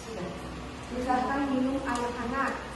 Bangun tidur 2 gelas. Itu jangan dulu makan. 4 jam baru makan. Ya, kan masih minum. Bangun tidur. Bahkan ada kakak anak saya mengatakan jangan sikat gigi. Bangun tidur setelah baca doa berdiri minum air hangat 2. Itu langsung mungkin penghancur di dalam kita itu berubah. Ada di mulut kita. Jadi ketika kita minum masuk dia cepat menghancurkan makanan. Bayangkan kalau tidak hancur-hancur, itu malah membuat sampah di dalam perut kita. Makanya dikatakan lambung kita ini adalah tempat penyakit. Sumber penyakit itu. Sekarang apalagi yang temuan ini ibu apa tadi? Ibu ini mikir Pak Askan mundur lagi, jadi agak sedikit ramai. Tolong Mbak Saidah, kalau ada Pak Askan yang keluar, ya ada? Akan masuk ya, saat. Jadi begini. Sekarang tuduhan nepotisme. Iya kan Ibu? Anda sebagai masyarakat umum kalau membuat satu statement harus ada data dan fakta. Saya tanya, apa bukti mengatakan bahwa Utsman itu melakukan nepotisme? Mana buktinya? Tidak ada. Belum bisa menjawab di sini. Apa? Sudah ada. Buktinya apa? Siapa saja dia yang angkat? Keluarganya. Siapa? Keluarganya. Dan berapa orang? Banyak di mana? Nggak boleh bilang begitu. Nepotisme karena mau mengangkat keluarganya. Mana siapa keluarganya? Dan berapa orang? Apa hubungannya? Ayo. Saya sembarangan ini mengangkut pribadi Rasulullah, pribadi sahabat Rasulullah yang dijamin masuk surga. Beraninya kita mencari celah-celah aibnya. Itu termasuk aib, termasuk nepotisme. Tapi bagi ibu, Anda ibu seorang pemimpin, ibu juga akan melakukan nepotisme kalau keluarga ibu itu punya kemampuan. Kalau keluarga ibu itu bisa dipercaya, punya kemampuan tapi tidak bisa dipercaya. No. Dua ini, kemampuan dan kejujuran, itu yang harus kita pertimbangkan. Boleh, ibu misalnya ada 2 pelamar, yang satu keluarga, yang satu orang lain. Ini beda-beda tipis saja, ibu kan pasti akan memilih keluarga. Kenapa? Dengan keluarga kita lebih mudah mengontrol, kita lebih tahu sifatnya, lebih bisa mengarahkan. Ya enggak? Logikanya kan begitu. Nah demikian juga dengan Utsman bin Affan, ada 9 keluarganya yang beliau rekrut untuk menjadi yang bekerja di pemerintahan beliau. Ada yang kakak tirinya, ada pamannya, ibu juga lupa namanya. Tapi kemarin ibu teliti ada 9 orang. Ada kakak tiri, yang ibu ingat kakak tiri dan paman Anda masuk. Nah, dicari ya, masukkan ini, lengkapin. Buktinya, mana ada ini? Belum ada buktinya. Bukti nepotisme adalah Utsman bin Affan mengangkat ini. Ayo, kenapa Anda berani mengangkat nepotisme? Sebabnya Sebabnya apa? Ya kan? Jangan hanya karena mengangkat saudara. Tak bisa begitu. Harus logik ya. Apalagi yang mau ibu tekankan tadi? Ibu betul-betul sejak Palestina, ibu kayaknya emosinya tuh rada apalagi nih? Banyak. Nah, tadi ada. Jadi bukan proses meninggal ya, kronologis meninggal. Ada proses di situ. Kalau kita berbicara proses berarti sesuatu yang kita buat, yang hasilnya diharapkan positif. Ingat, jadi kronologis wafatnya Utsman bin Affan. Nah, ada yang menarik. Dikatakan bahwa betul tadi apa perbedaan karakter Umar bin Khattab itu tegas ya, keras, disiplin. Utsman kebalikannya. Utsman bin Affan ini lembut, pemalu. Saking pemalunya dengan malaikat saja, dengan Allah dia malu. Tidur itu dia malu kalau tidak memakai baju yang menutup auratnya. Bahkan beliau sudah punya firasat akan dibunuh. Beliau memakai celana itu karena diselapis 2 lapis. Kenapa? Dia takut ketika dibunuh auratnya akan terbuka. Masya Allah, ibu nangis baca itu. Orang begitu pasyok, tidak tahu ini akhirnya mau meninggal di besok mungkin akan dibunuh. Yang seharusnya biasanya hanya memakai celana 1 lapis, beliau memakai 2 lapis. Karena takut kalau pas dia ditahan atau apa kan robek 1 masih ada di dalam tangan. Coba sampai di situ berpikir menutup auratnya. Utsman bin Affan sangat pemalu, sahabat Nabi yang sangat pemalu. Buktinya sampai mau meninggal saja dia bisa menutup auratnya. Dan kedua, Utsman bin Affan itu termasuk orang yang di masa mudanya, masa jahiliyah tidak pernah berzina. Sementara zina itu adalah yang biasa. Ada. Oke, sudah ditunggu. Saat itu terpaksa harus mengundurkan diri. Tolong ini masih dilengkapi banyak lagi ibu. Tidak sempat waktunya, kesian bapak. Saya ibu mengambil hak orang yang menanti waktu bapak. Oke, sampai di sini dulu. Semoga berkah dan diingat kenapa jadi disebut Dzulnurain tidak hanya sebagai beliau kan yang tahunya begitu kita. Ibu punya buku Utsman bin Affan di rumah banyak, mulai dari tipis sampai gede ini. Silakan kalau mau pinjam baca. Nah yang apa? Oh enggak, ya sudah. Sekarang kita akhiri. Silakan tutup langsung di situ saja Nasir.